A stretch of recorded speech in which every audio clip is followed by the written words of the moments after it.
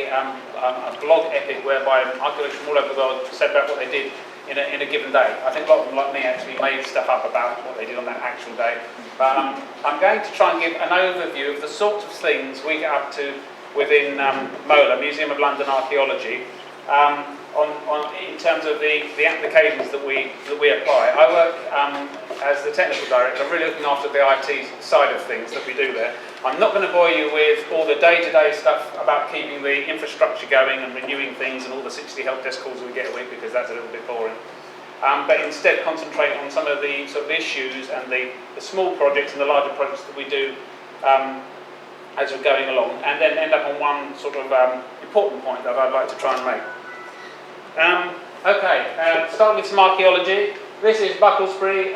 If you're in the modern environment, you can see the towers over. That's the City of London. You've got Mansion House right in front of you. In the Roman times, and even now, though you can't see it, at the end of the site there is the Walbrook stream, which is one of the two streams of London going to the Thames, which is on your right.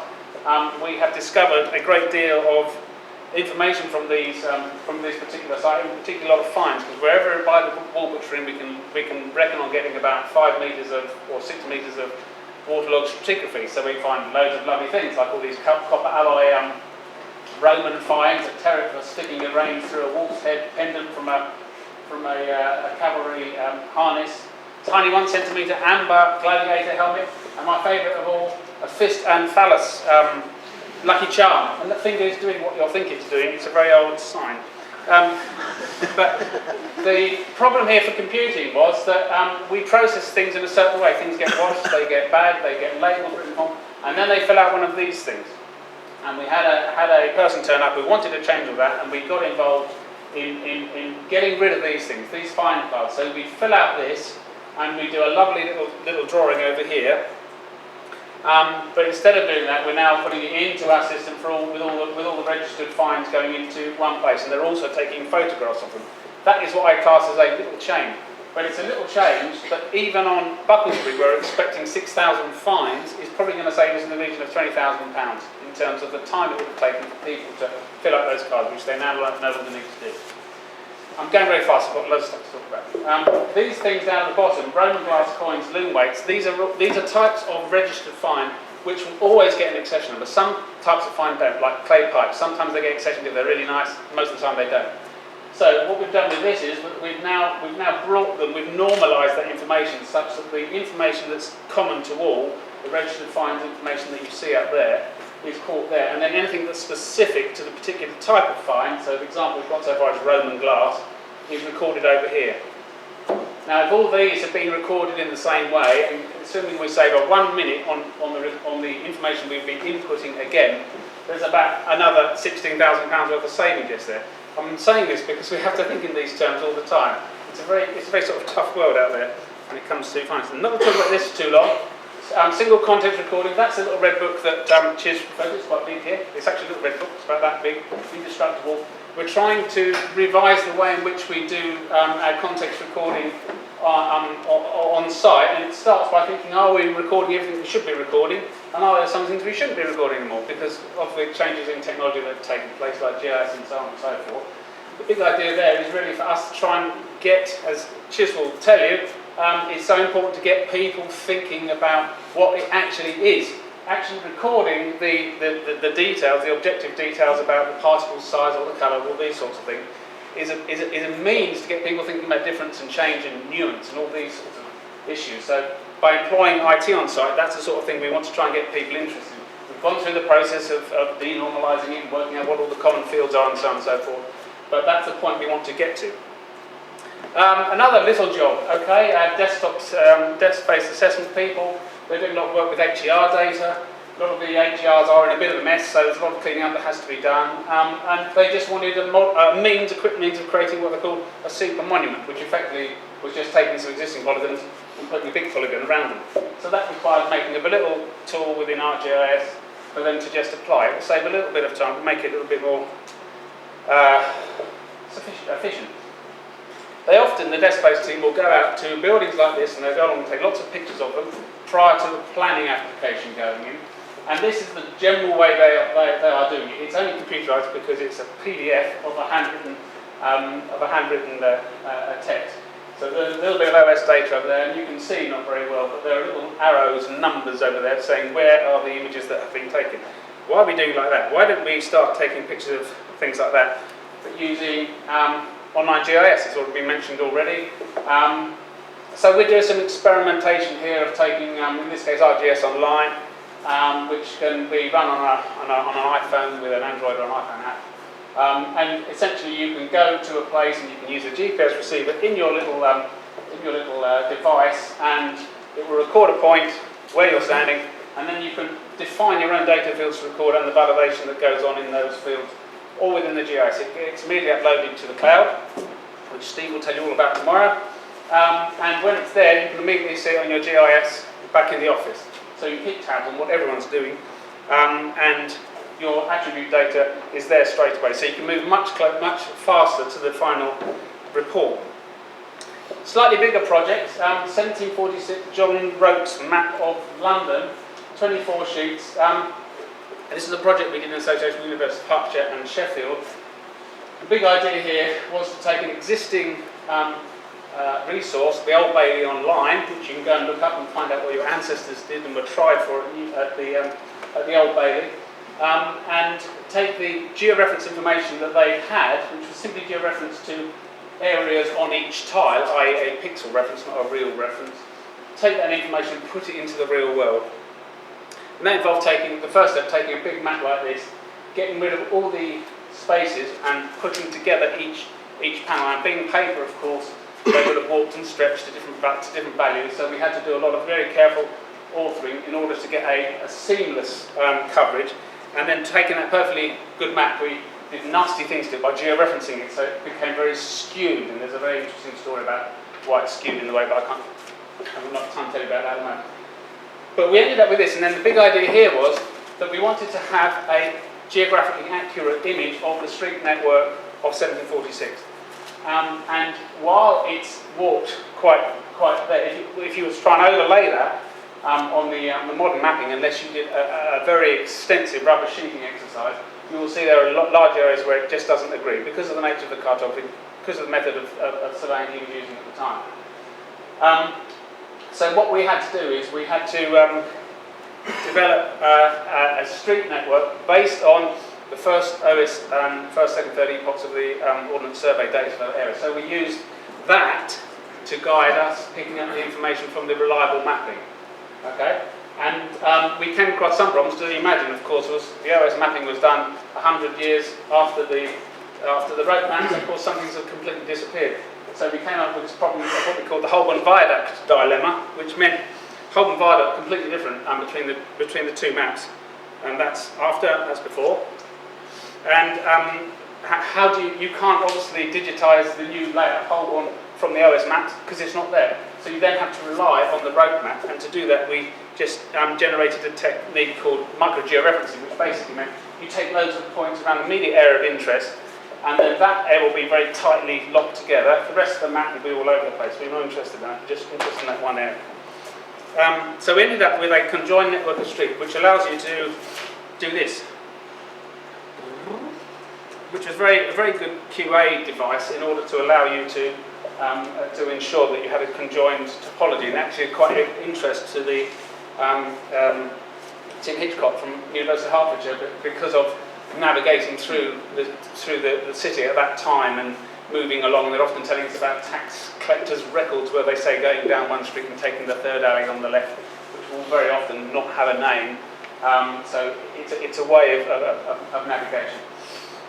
As we recorded each street, we recorded the width of the street and we recorded the precedence of the street. So we take the Cheapside here, Bucklersbury, out of interest, is just down here, and we took our street network for that area and we would expand it using a GIS process, buffeted it out till we had a buffer which represented the width of Cheapside, more or less. It doesn't have to exactly overlay.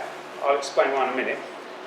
And then you'll see, so you should also say that it's only one layer deep, so where all these streets buff up against each other, they have been clipped.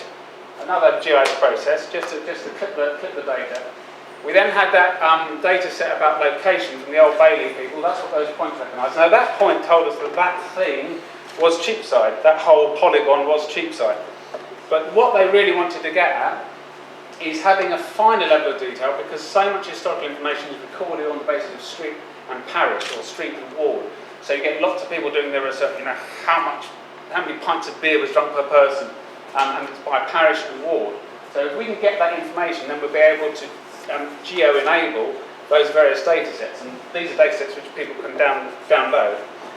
So what we then did is we took that large one, and we did another cookie cutting operation, as we call it, with the parish layer, which are the black lines, in order to come up with a point within each of it. So we've got Cheapside St Peter's, Cheapside St Mary's, Cheapside St Mary Lovat, etc., etc. So, and the other benefit of doing it this way, i.e. basing your street network on actual geography, is that we could then repeat the exercise for an earlier map. So this is old Gulbenkian Morgan, circa 1640, 52, I think. 100 years earlier. Obviously the city's quite a bit smaller by then, but we were able to take the layout, because most of the streets are in the same place, and it becomes then an editing exercise to create a 1652 version of it, and then concentrate on how roads have changed or names have changed in the process to create a similar thing. Something completely different, HER data. This is again with ISpace sensitivity. So this is a pilot project looking at two parts of London, looking at HER data and seeing what needs to be cleaned, how does it need to be changed. There's some example there of monument polygons and points. But we thought, well, we could try and do a little bit better than that. Because they're interesting in an urban archaeology database and an urban deposit model, i.e. where is there stuff left in the city still to dig? So we were playing around, these are really only ideas at the moment, playing around taking spot heights from the modern OS master map data, creating a surface from that, and then comparing it with a lower level of data based on geological borehole investigations, deposit survival forms that we fill out whenever we do an excavation, which is where you find natural or not, if it's truncated layers. And having those two layers together, and then trying out punching through building footprints through that layer, which at the moment we just did in that little exercise with a standardised depth. But there are basement surveys that do exist out there which are maintained, and if we could digitise that information, then we'd have a very good idea of where the holes are. And as you can imagine, in London there are still slithers of archaeology surviving here or there where there's no two-storey basement or something like that. Another example, again, trying out a technology which has been possibly applicable. ISpace, I don't know if you've heard of it, if you've listened to the CAA, you've probably seen this character on the left, Jeff Verne, talking about the ISpace system. We thought, well, could it work for us? So we tried it out, and this is obviously an open area site, so the modus operandi here is that you would come in and you would strip the whole area of the machine, take off the topsoil, and then generally we would spray paint the features that we find as an initial survey of what's there. They then get dug and half-sectioned and so on and so forth. So we thought we'd try this out here as a first pass. But the question is, how does it work in the sort of environment where we're often working? So here you can see in a bit more detail. What's going on is these things are spinning around and sending out a little beam, and you wander around with one of those poles or a small thing, and it works out where you are. It basically turns your site into a big digitising tablet. That's the best way to think about it. But it's a very expensive digitising tablet. Each one of these costs about the same price as a total station. But the point was, we were assessing it, we were trying it out, we were seeing it work within our environment before deciding whether or not it could make us any savings, whether it would be economic for us to do it, how long it would take to pay back on the investment and so on. And there are various things that popped up in the process of that. We record context outlines, obviously when we're planning. We want to know about real edges, i.e. as dug, as they were dug in the medieval period, and unreal edges, the little red bits where truncation has occurred. Yeah? So we want to know about that, so it's important for the system to be able to allow us to do that easily, which it wasn't really at the time. But we also, since we use GIS, we want to get closed polygon data sets out of it as well, so that also needs to be something the system needs to do. We needed to have something that you could bolt onto the side of a camp piling, because if you if you've got any of these things sitting in the middle of the site where there's people going, this is Bucklesbury, we've got 50 people on here at the moment. These things will get kicked over in about 3 hours, they reckon, because that's what normally happens. Simply not robust enough. So if we can have something we can mount on the piling around the edges of the site, then we've got a nice, safe way of doing it. Oh, and yeah, little things like you can't operate the little iPads that they were using with PPE, and if you're not wearing this stuff these days on these commercial sites, you will get thrown off site. You have to really abide by all these rules. So you had to sort of develop fingerless gloves or something like that so you can actually operate the thing. We also had some problems about connectivity and so on, which other people have mentioned. Another thing, finding out whether or not it would be accurate enough to record those yellow spray painted features that you saw in the previous slides, using one of those little things. So there's me holding a very expensive bit of polystyrene, which is basically an airplane, and you can use these are computer-controlled drones, and they basically make up an orthomosaic, just as Jerome was showing just now, but from the air. You put in your ground control, you can get very good precision, we think. This is an example from, not London, this is Merv in Turkmenistan, where the Institute of Archaeology have done a fair bit of work. But what we were interested to know was how accurate could it be if we're not going to do it using this sort of technology, dual frequency GPS, SmartNet real-time kinematic survey, we can expect 2.5 centimetre accuracy as we're going around features like that. But if we're going to use the orthomosaic and then do heads-up digitising of the features that we've seen when we're back at the office, what sort of action do we have to get in order for it to be equivalent to what we're achieving there? So it was Christmas, so we made a Christmas pudding, and we went around that quite a few times with the same GPS equipment to get an idea of how much variety there is just in inter-observer error. And the long and short of it is that the accuracies that you'd expect the inaccuracies you'd expect just because the GPS location is moving around within a circle of about 5 centimetre diameter is often exceeded by the difference with people putting the point in a different place. But that nonetheless gives us a target to aim at in terms of other techniques we might use to do the same sort of thing. Right. Now this is the point I wanted to make. It's been alluded to already, but this is a little graph showing the different sectors from the IFA 4-yearly profiling of the profession survey that they do. And it shows you the amount of people working in the different sectors. Now, it's not surprising that most archaeologists are working in the commercial sector, like LP and ourselves. And the thing that's been going through my mind is how is it that what gets done or gets talked about in conferences like these, and I was saying to Stuart when we were talking about this process, I haven't got anything really big and shiny to talk about because often a lot of the papers in the CA are about amazing things people are doing, really great things that people are doing. But my question is, if we take a car as an example, as an analogy, you've made the clay model, you've actually done the mock-up, it's been approved, you've got people writing about it in the magazines, and it's now going to get to the showroom. But how do you get the amazing things you're talking about into the marketplace?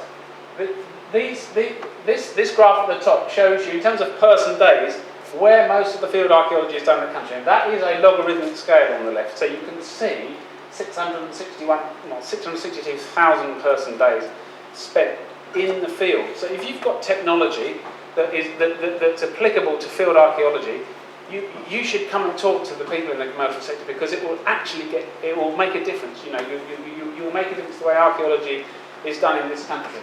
That site of Bucklesbury up the road, that's going to end up with probably about 10,000 contexts, and that's a fairly big site by our standards.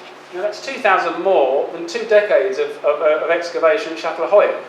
The big research excavation with all these different techniques which are involved. It's a great thing, but the point is, if you've got stuff and you want to implement it and you want to embed it, you coming to talk to us and easing the process of communications would be a great thing. The bottom 2 pie charts just give you an indication of how much time, if you like, people within the commercial sectors have to just try stuff out, a better way of putting it, I'm not saying that people in universities just sit there trying stuff out without any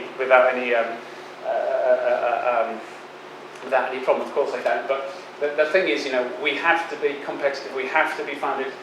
We run on 82% productivity rate, which means people have to assign their time. They're all filling in timesheets in order to be chargeable, in order to meet our obligations, in order to be able to afford national insurance and pension, and hopefully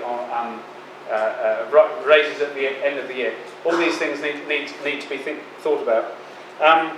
So we know about things like knowledge transfer partnerships. They've been going since 1975. But I started the Museum of London through one of these things. And the different funding bodies will often be talking about how to getting funding by being in association with a commercial organisation. So the point being that they want your research to get out there and to make a difference. And I say your research, I mean 70% of the papers in these 2 days are coming from people within universities. So for the other 30%, I'm talking for you, if you like. Impact on archaeology. How can we make a difference? This popped into my inbox when I was thinking about this. This is an example from a Scottish initiative, as far as I know, about working with commercial partners to make the most of people who are doing master's degrees in any subject. And you might well be the case that after someone says, well, there's these great things going on, you should go and look at this, you should go that. So by all means, email me if there are some things which there are some initiatives already there which will allow a closer working relationship to go on. There are so many interesting problems for us to solve out there, which we often don't have the time to look at. There's one example right there. This was mentioned by Chiz. A lot of developers don't like you talking about what you're doing behind those hoardings because they're concerned they might get bad press. But how do we go about convincing developers that it's good for them to let us talk about what we're doing, and how do we prove that we're going to do it in a responsible way? What are the methods and techniques that we could use to try and encourage them or their operators to do it properly? And there are other benefits of working with the commercial sector, because at the end of the day, a lot of people in the archaeology departments are going to be making use of our data. So this, the Archaeology database that we have up there, that was something that was done with the Wellcome Institute, with the Museum from the University of London, and it's produced some great data. There are 16,000 burials in there now, and there's about 1.8 million bones recorded for that, and about 2.5 million traits recorded about those bones. Great data sets for people to work with. And back to that point there, better and leaner operations, a healthy commercial sector. I would argue that it's important for the university sector to think about the health of the commercial sector, because at the end of the day, I know not everyone who studies archaeology goes on to be an archaeologist, but it would be lovely to try and make things more efficient, make things more profitable. I mean, we're a charitable organisation, we don't have shareholders, it's all ploughed back in, but to make it profitable, so we can start diggers on something more than £18,000 a year when they've got a 3-year degree and £30,000 worth of debt or whatever they're going to have these days, So it's a good thing to get together. And the final thing I make is that, as again was alluded to before, it's all very well making systems leaner and more efficient and doing work more quickly, cutting the time it takes to process registered finds by 57%. That's great, but it only really works in a buoyant market, because as soon as you've got those people, 57% of their time, they have to be able to do something else. We have to be able to charge them to something. So how do we go about doing that? I think it's to do with diversification. I think it's to do with looking at different ways we as archaeologists can offer different services to different people. So digital diseases project, we can end up with about 6,000 bones of all the horrible 3D scans of all the horrible things that happen to your bones when you get diseases. And the real market for that is a clinical market, because of course they don't see this stuff these days. There aren't so many incidences of the sort of horrible things that happen to people in the medieval period. Locating London, which is what the road project was all about, the big audience there is historians, historical geographers. And then this final slide down here, diversification into the angry bird generation. We've got all these, we've got all this information, we've got all these interesting stories that we would love to tell, and there are going to be great ways in which we could tell them. So one of the things my boss is interested in is well, are there ways in which we can make games out of the stories that we've got to try and get people get people into it. And there is something going on in May when in this area, what does Cameron call it, the Silicon Roundabout. If you go outside, you're very likely to get knocked over by someone wearing a black polo neck shirt, square glasses and a single-speed bicycle. They're all web designers and game designers. And they run this thing every year, they take it over. And what we're saying to them is, we've got all this stuff, how could we make it interesting to people? So trying to get out and reach people in that respect as well. That's it.